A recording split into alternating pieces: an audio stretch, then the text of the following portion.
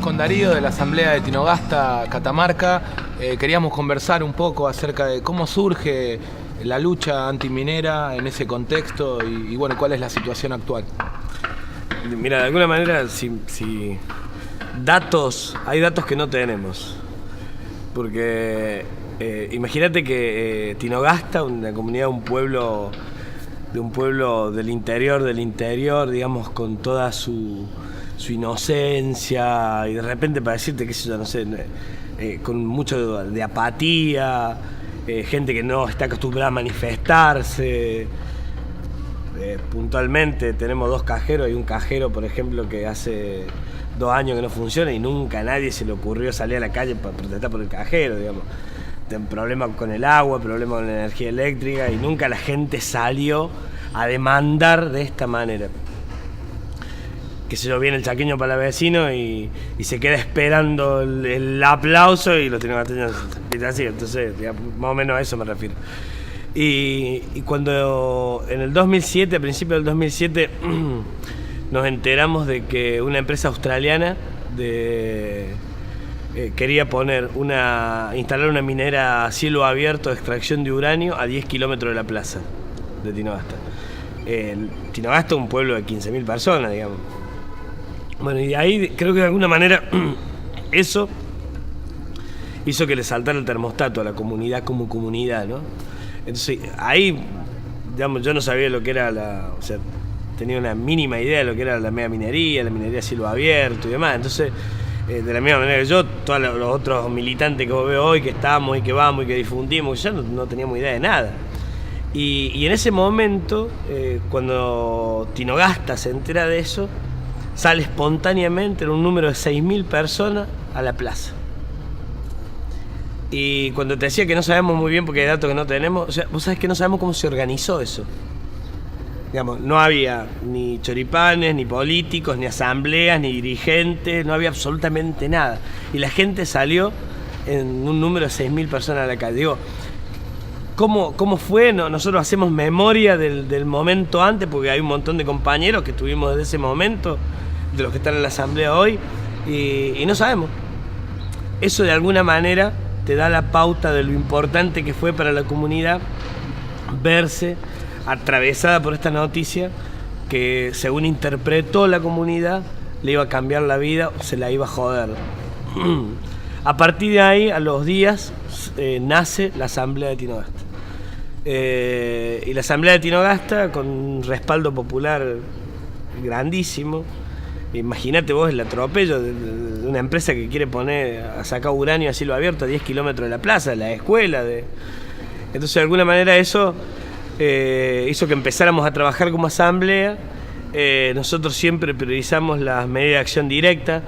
Digamos, si hacíamos un documento, un petitorio, una presentación judicial, esto era para acompañar una medida de acción directa. Y cuando digo medida de acción directa, era con toda la legitimidad que teníamos como pueblo, de si sabíamos que había 2 mineros comiendo en un bar, íbamos, los sacábamos. Cuando sabíamos que estaban en un hotel, íbamos, hablábamos con el dueño del hotel, le decíamos, mira, esto no puede ser, nosotros no podemos priorizar los intereses personales, los intereses de la comunidad, esta gente viene a cagarnos la vida, y los sacábamos los tipos de adentro, amenazábamos con darle vuelta a las camionetas, cuando se metían al campo los íbamos, los buscábamos y los sacábamos.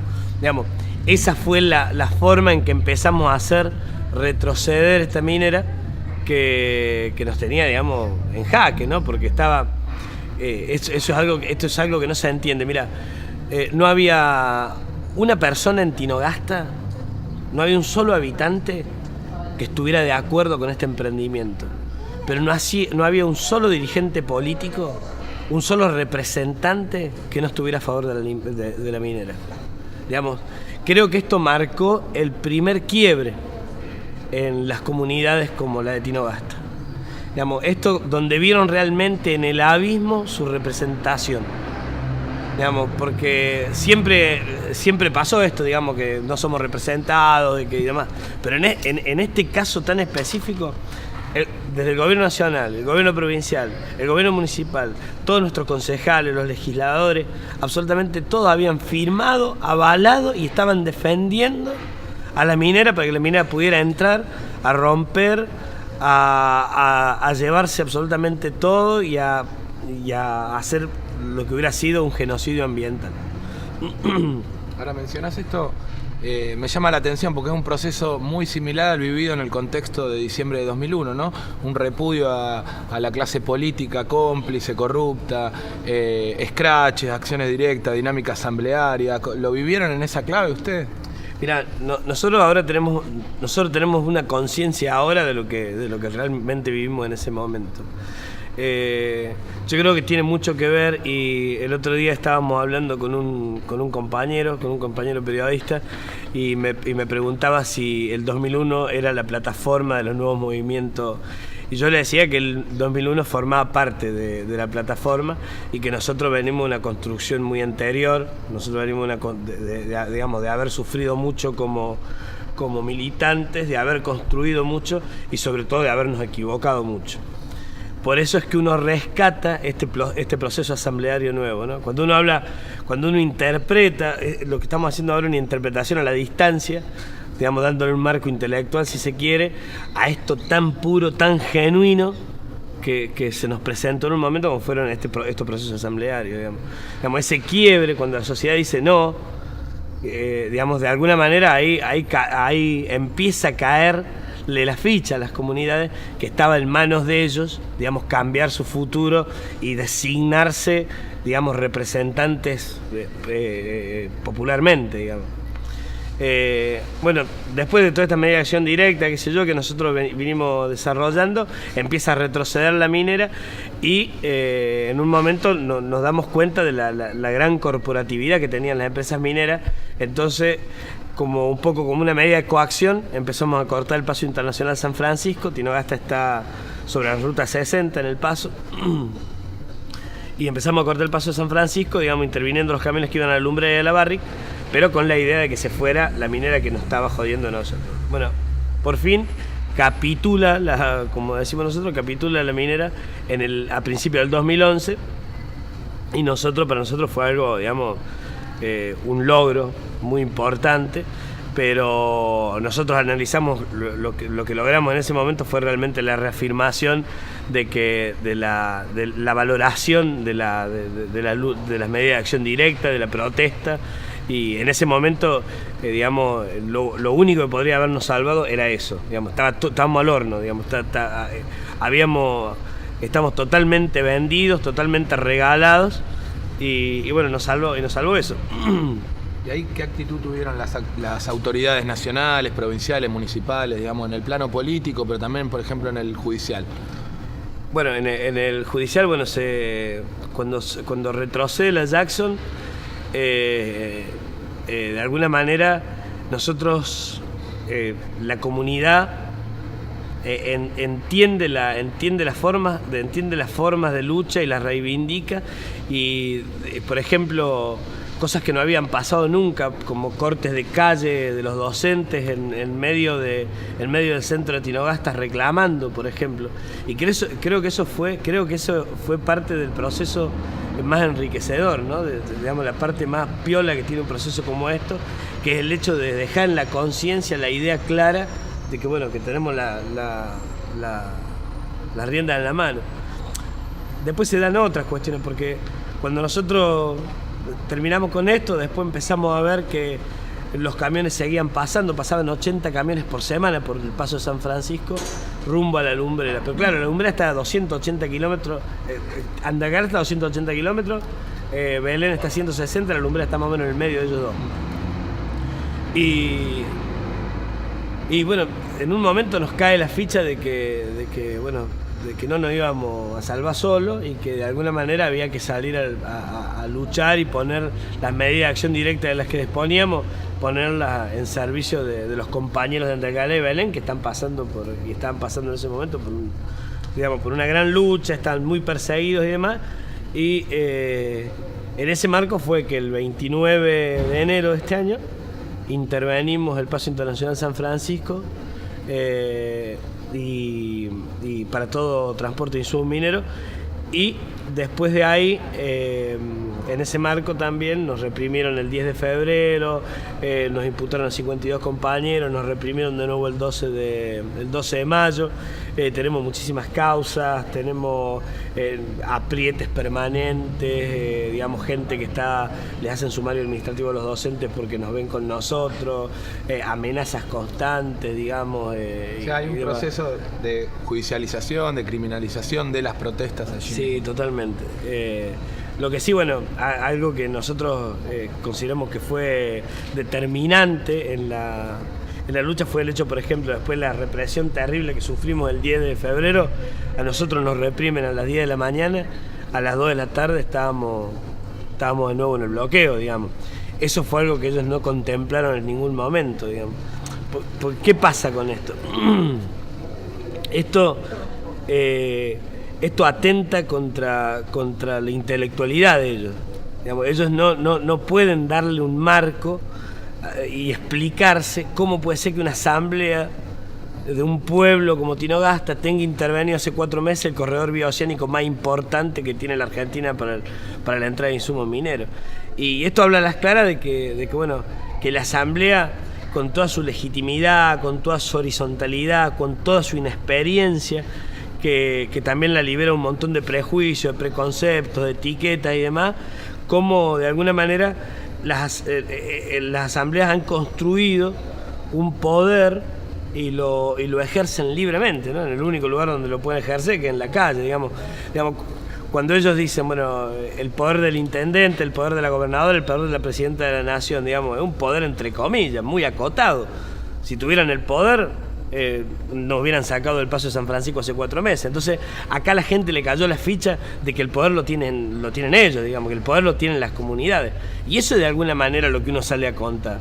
Digamos, esta posibilidad que tenemos de a través de una construcción básica, casi elemental, nosotros podemos arribar a grandes logros, ¿no? Digamos, empezando siempre por las pequeñas comunidades y demás.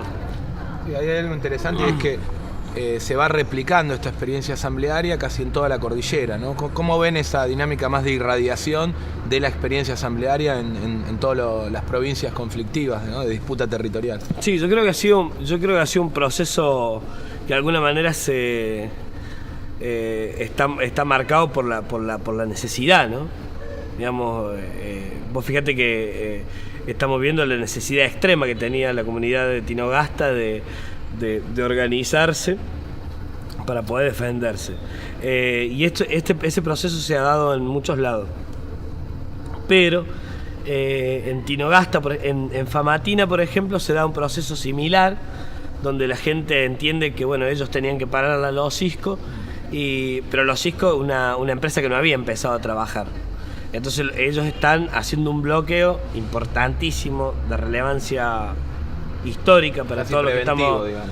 Claro, pero preventivo. Digamos, en Andalgalá y en Belén se viven situaciones diferentes porque después de 16, 17 años de alumbrera, digamos, la contaminación social es terrible. Y en Tinogasta, que está como en el medio, digamos, es un lugar donde nosotros tenemos la posibilidad de llevar a cabo medidas de acción directa como esta tan importante, porque ese grado de contaminación no ha llegado, pero sí el grado de concientización.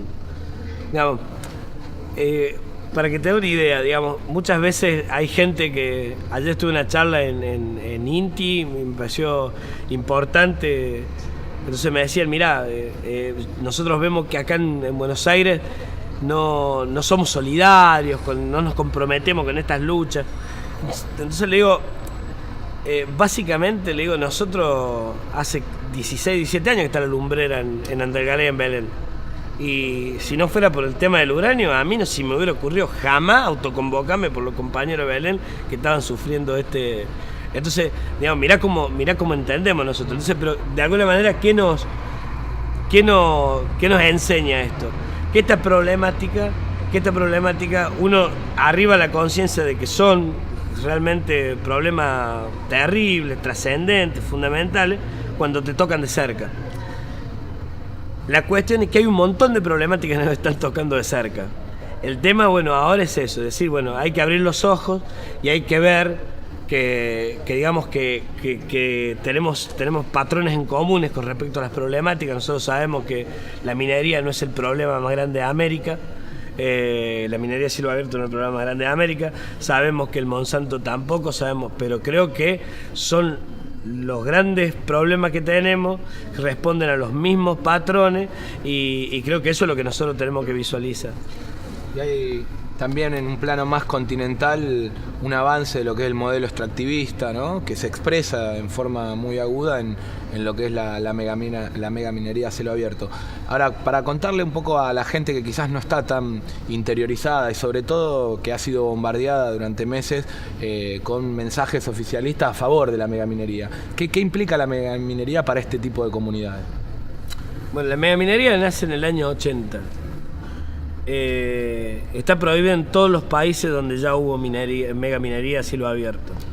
Y primero explicarle a la gente que nosotros no estamos ni en contra de la minería, ni en contra de los minerales, ni en contra de los mineros. Nosotros estamos en contra del desastre ambiental que produce la minería a cielo abierto en América. Y si nosotros ponemos a Lumbrera, es un emblemático dentro de la minería y emblemático como transnacional. Y Lumbrera es insostenible desde lo dialéctico, digamos, es indefendible. Lumbrera no se puede, es indefendible. La gobernadora Lucía Corpachi, que era vicegobernadora de Venezuela del Moral, antes de asumir decía que había sido que la Lumbrera era el peor negocio de la Argentina.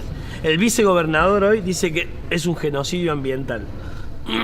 Es indefendible. Utilizan 100 millones de litros de agua por día.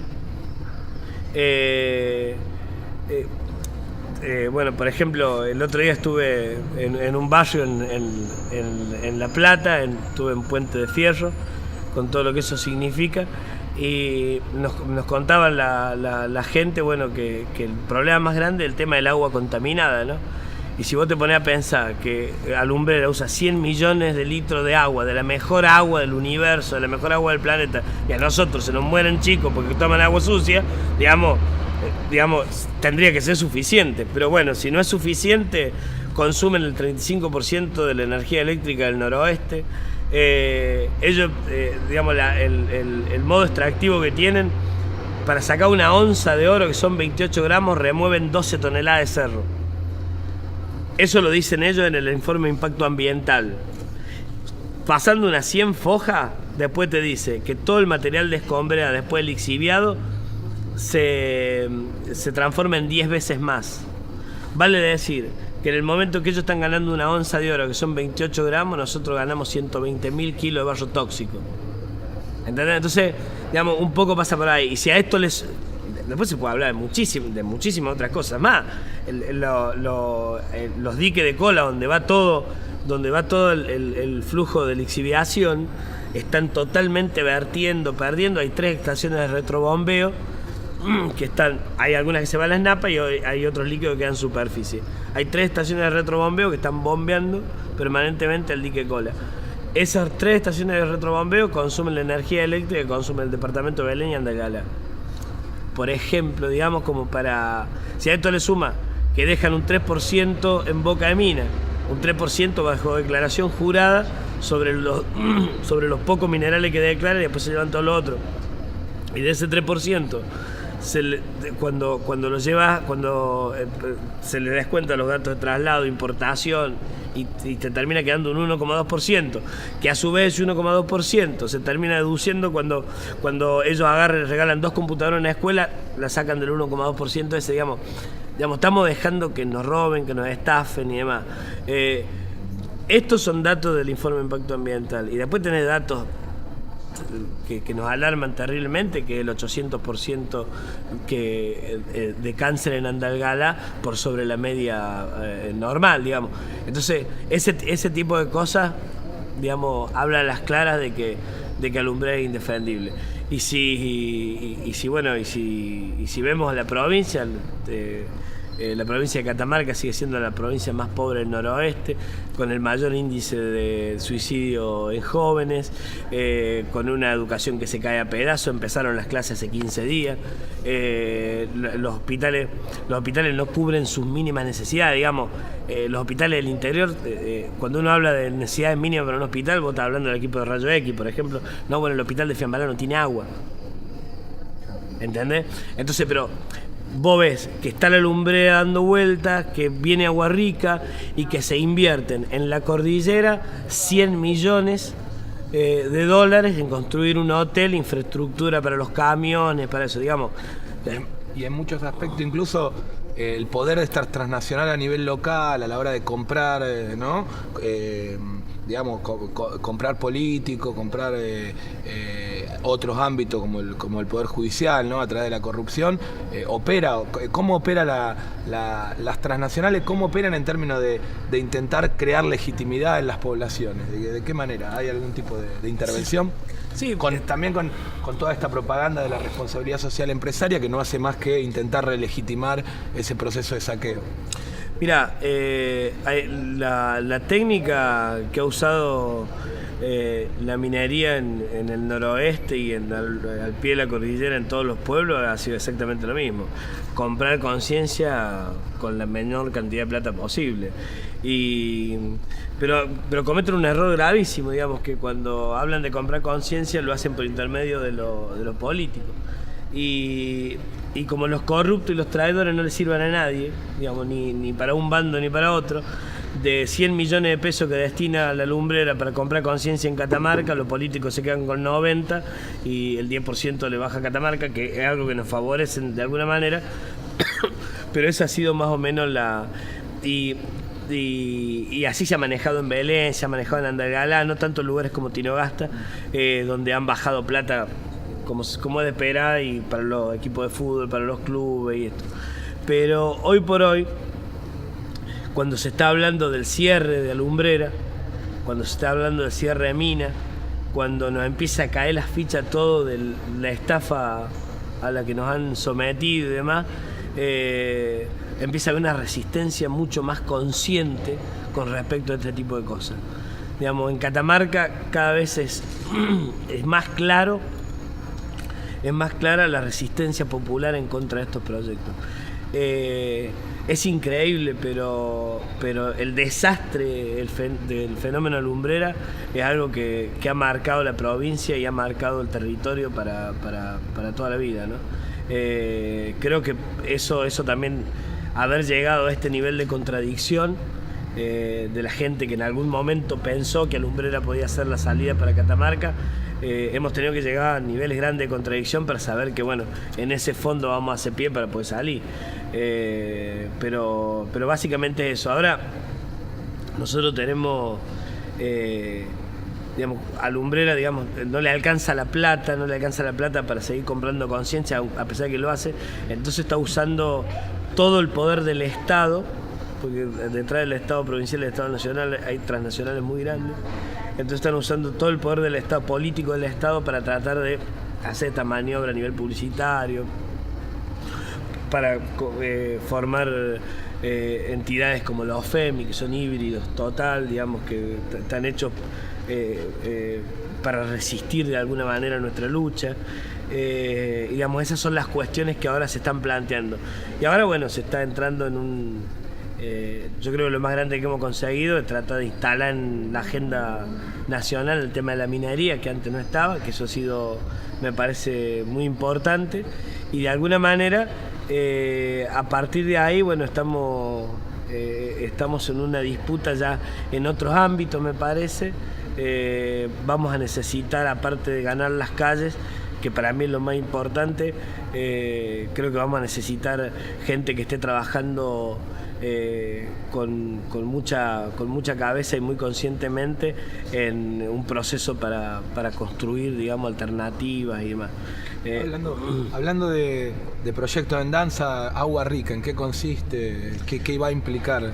Agua Rica es el proyecto minero. Si decimos que Alumbrera es el emblema transnacional, Agua Rica es la niña bonita y la protegida por todos los intereses transnacionales. Agua Rica es 3 veces más grande que Alumbrera.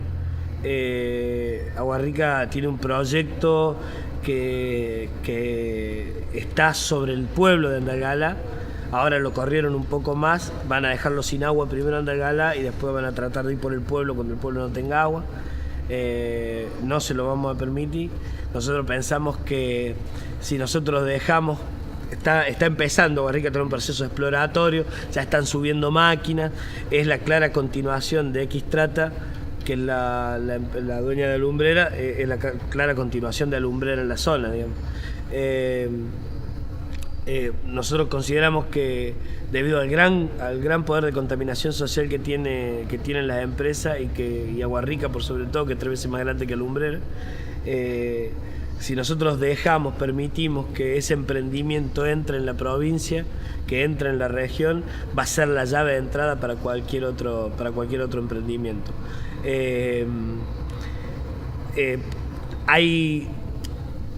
Pero hay un nivel de conciencia tal que se ha ganado después del desastre ambiental y del desastre social que ha sido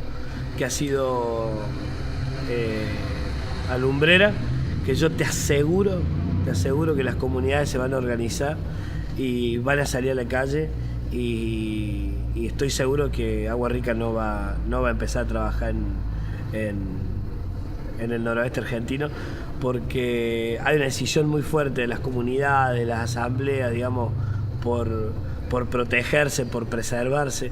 Hoy por hoy vemos cómo se juntan un montón de cosas, un montón de fuerzas. Es muy grande el capital combativo que nosotros tenemos desde la asamblea. Cuando nosotros planteamos la lucha desde el primer momento, la planteamos en términos que había que sacar toda la discusión del terreno técnico, del terreno económico y llevarla al terreno social, porque en el terreno social nos íbamos a encontrar con otras problemáticas en otro lugar del continente que, como te decía hace un rato, tienen los mismos patrones que las nuestras, ¿no? Que responden a esta conquista, a esta pérdida de soberanía, y cuando uno habla de soberanía habla de la cultura, de la idiosincrasia, de un montón de cuestiones que van un poco más allá de lo territorial. Sí, se pone en juego un modo de vida, ¿no? Una forma de vida muchísimas que está cosas, siendo avasallada. Muchísimas cosas. Y en este punto es donde a lo mejor podemos darle un marco teórico al proceso asambleario.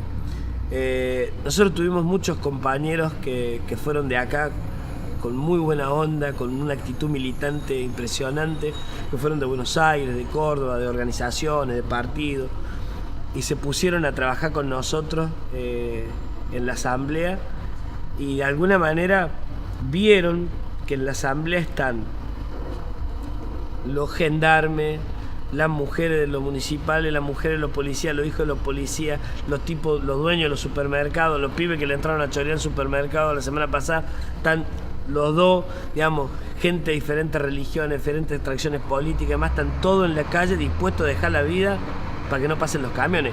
Digamos, eso merece darle un marco. Entonces esto habla a la clara que estamos en una lucha que es superior. Cuando nosotros nos dicen, el otro día me dice, usted tiene una actitud fundamentalista. Yo no sé si tengo una actitud fundamentalista, pero estoy luchando por cuestiones que son fundamentales. Digamos, el agua, la vida. Digamos, acá no tengo el elemento de negociación yo. Digamos, a ver, si yo le digo, usted va a dejar que su hijo se fume un pucho, su hijo de 8 años, me va a decir que no. Y si le doy 100 pesos, y no voy a dejar que si le doy 1000, tampoco. Bueno, pasa por ahí, no es negociable. Bueno, y esto es lo que interpretan las asambleas.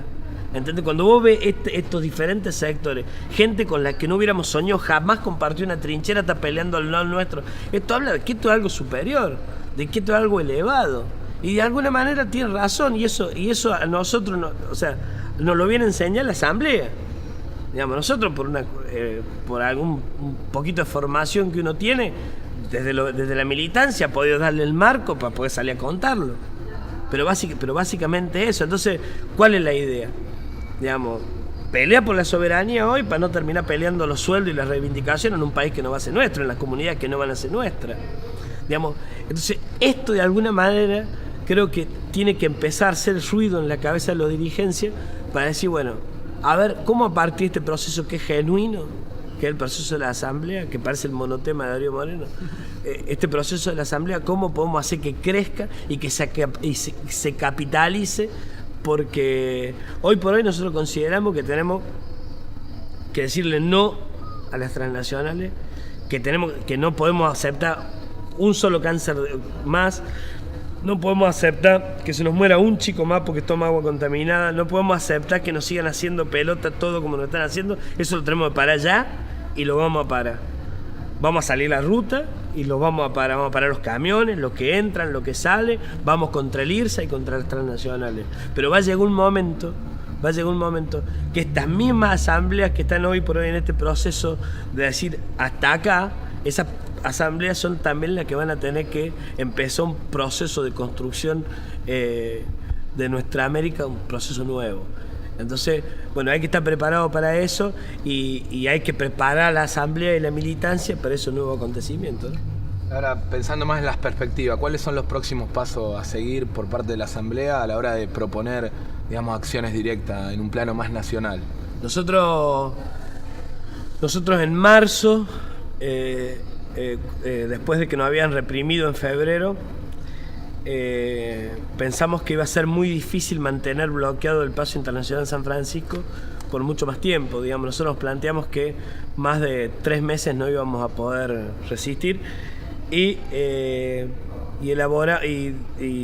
¿por qué? Porque los camiones, cuando dejan de pasar, la gente deja de estar en el bloqueo, los camiones pasan pero es un símbolo político tener el paso intervenido, es un símbolo político muy fuerte el hecho del bloqueo en Tinogasta.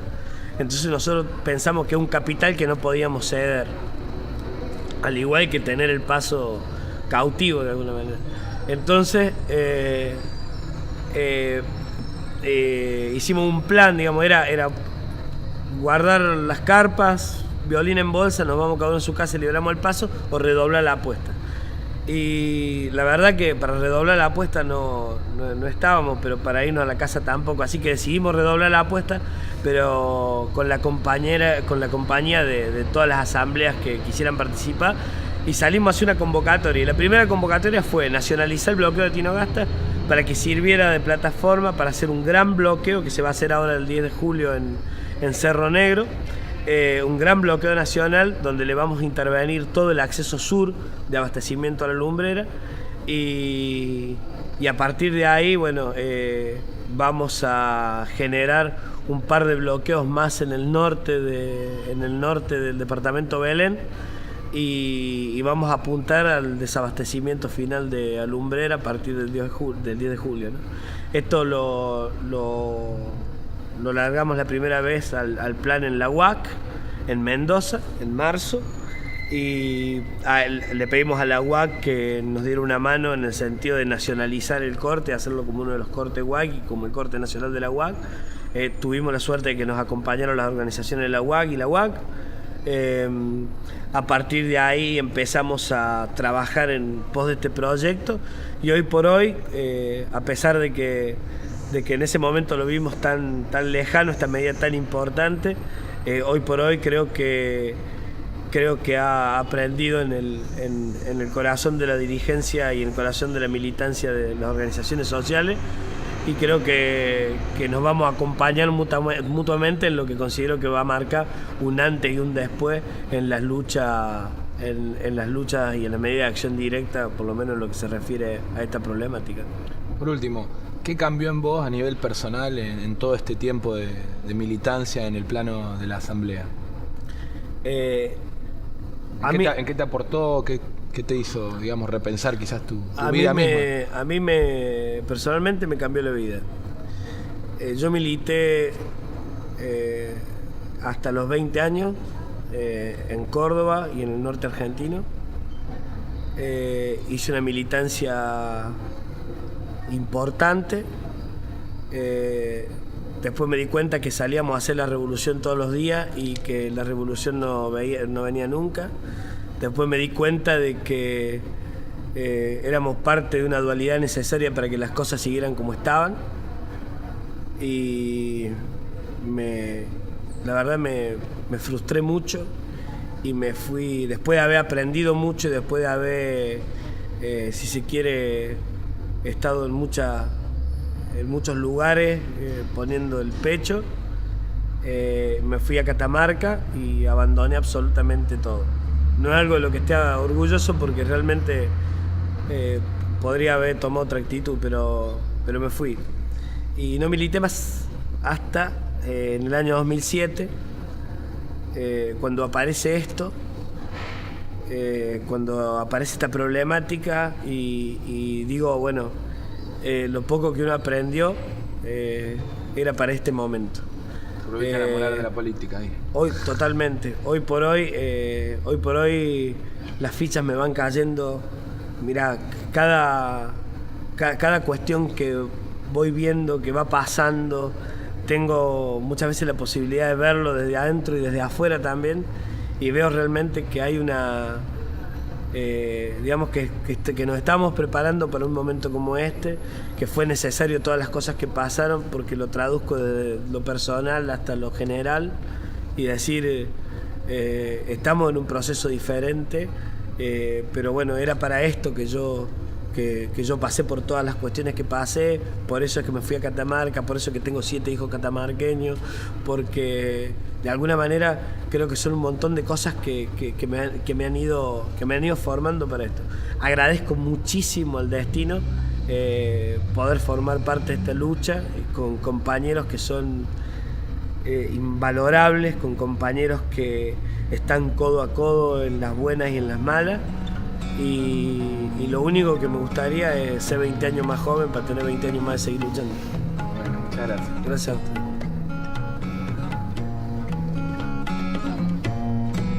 ¿Vamos?